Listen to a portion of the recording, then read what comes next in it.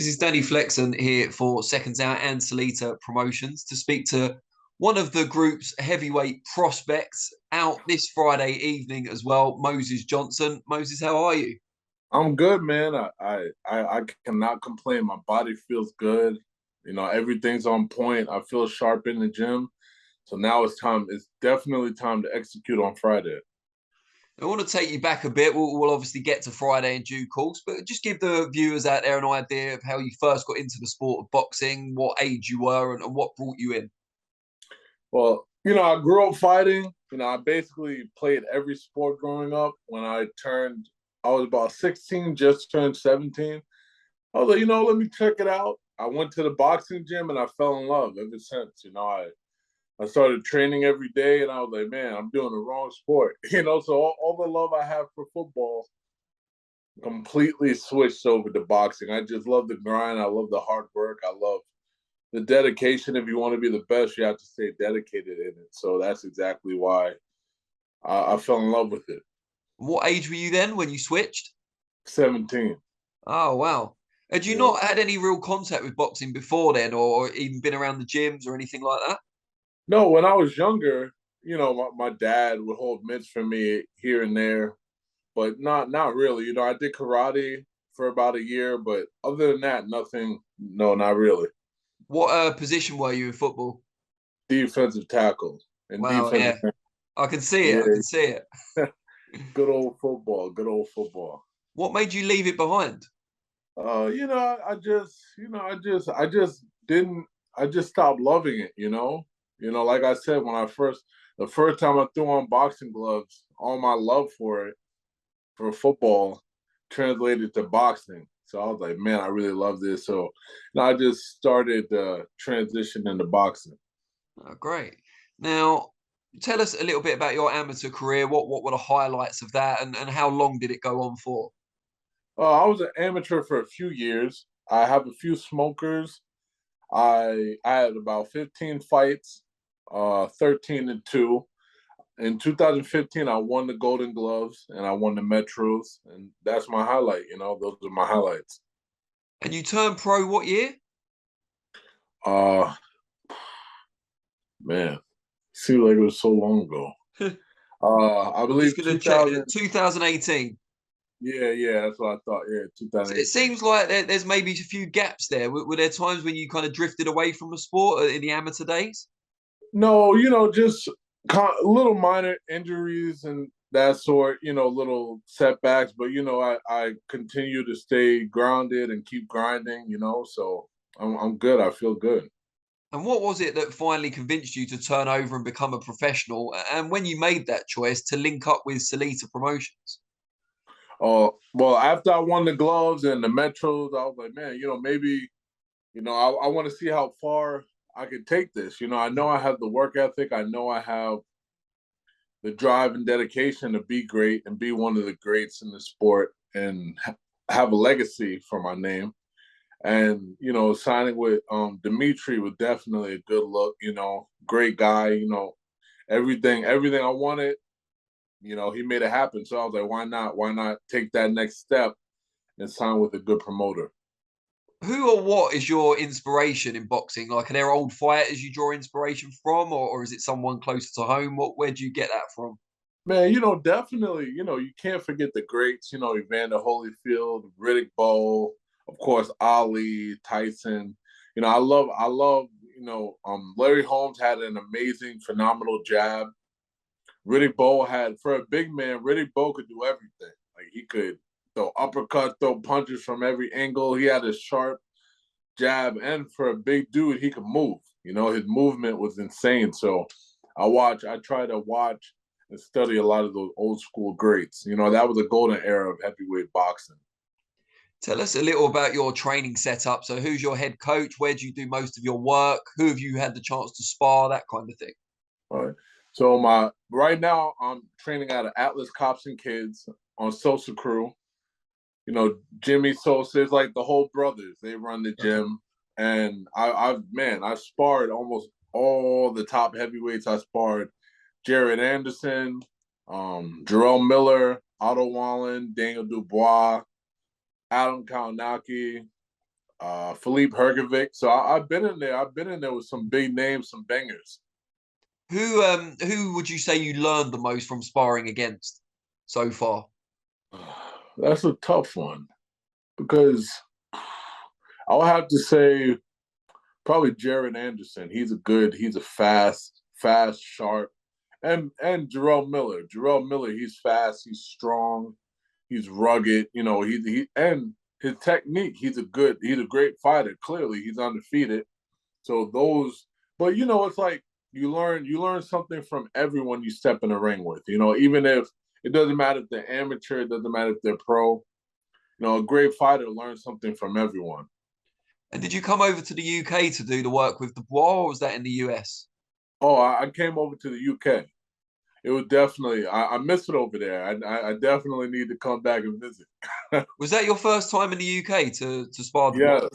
Yes, yes. It was interesting. It was different. I was like, man, I could get used to this.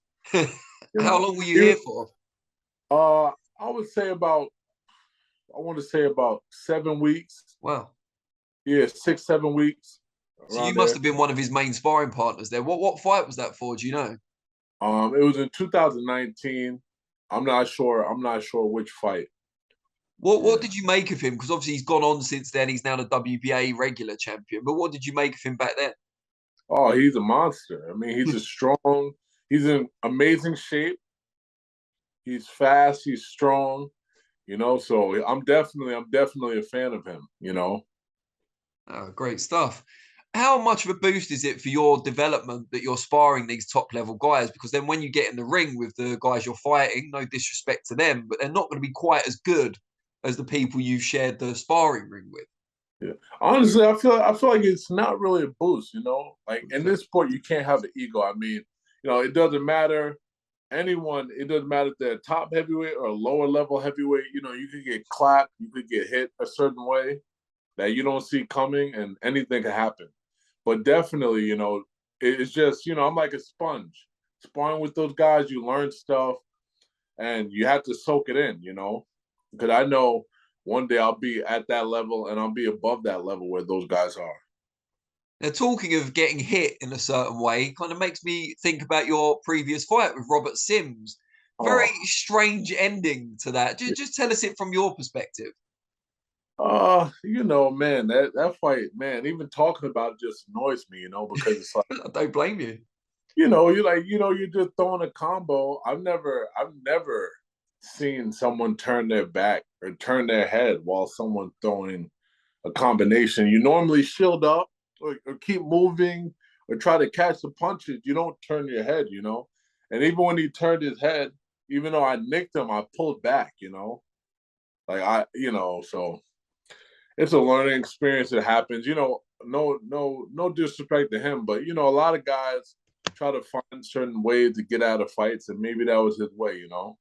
It didn't seem like a particularly damaging shot. I mean, it's easy for me to say I'm not the one in there taking them, but the one that hit him around the back of the head, which was no fault of yours, didn't Yeah, seem like a shot that would have ended his night. yeah. You know, I mean, maybe after boxing, he could do some acting. You know. So you know, like I said, I don't really talk much trash, but you know, it is what it is. You know, life goes on. Oh, it happens. And next up this Friday, you've got Elvis Garcia, unbeaten fighter. Record looks pretty good, Mexican guy. What are we expecting from him? Man, we're expecting anything. It doesn't matter if he comes out fast and hard. We're ready for it. If he tried to bully me, we're ready for it. You know, we're ready to go all 8 rounds, hard and fast. You know, I'm in great shape. I'm sharp. You know, my boxing is on point. My movement's on point. So whatever he brings, I'll definitely be ready for it. And what's kind of the path for you? You know, in an ideal world, everyone's going to say ultimately they want to become a world champion. But where do you see yourself in a year or two's time? Or just, you know, just climbing up the ranks. I just take it one day at a time, one fight at a time. I'm not worried about the next fight and what's to come. I'm worried about this Friday. You know, get that fight out the way. You know, he'll go off. You know, whatever. I'll still be undefeated. And you know, after this fight, we'll sit down with my team and my management team and see what the next move will be. Have you got a family of your own? No family, no family. I'm a solo guy. And what do you kind of like to do when you're not in training camp or not in the gym? What sort of stuff do you do? I love going to the movies. I love reading. I love meditating. I love going to the beach. I love the beach. The beach. I'll go to the beach and meditate, or I might just go to the beach and read a book. I like to try to be wholesome with myself and learn how to love myself and be comfortable in the skin I'm in. Where's kind of the nearest beach for you? Where's your local hangout? Jones Beach or Robert Moses is like only 20 minutes away. Okay, cool. But I'm a movie fanatic. Okay. Every movie that comes out, I see for the most part. Give our viewers some recommendations. What's hot at the moment? You got to see Halloween. It's October. You got to see Halloween. Yeah, tradition. Oh, what other movies? You got to see The Gentleman. The Gentleman was a really good movie. We got a lot of good movies coming out. Black Adam. Yeah. Got to be big in the comic books. Got to see that. Yeah. So I got a movie guy I follow on YouTube. I'm like, he covers all the movies, all the reviews, all that. So there's a lot of good movies coming out. The Gentleman, that's the Guy Ritchie movie, right? Yes. Yeah. So there's an ex-boxer from the UK who's actually in the movie. Oh wow! Oh yeah, because the guy he has a fight gym in the movie, I believe. That's it. Yeah, yeah. Yeah. But that series, they're actually coming out with another one. Oh wow!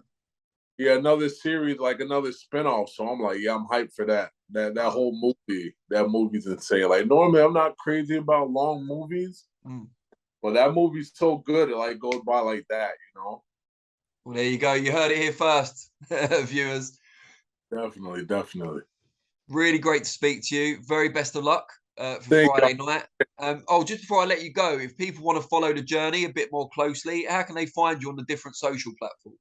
You can find me on Instagram at Mo Johnson, 2 underscores. Mo Johnson, 2 underscores. MOJOHNSON, 2 underscores. Perfect. So it's 2 underscores. Yep, 2 underscores. Just checking. Great stuff. All right, really appreciate it. And yeah, have a good one on Friday night. Thank you. I appreciate it. Be safe.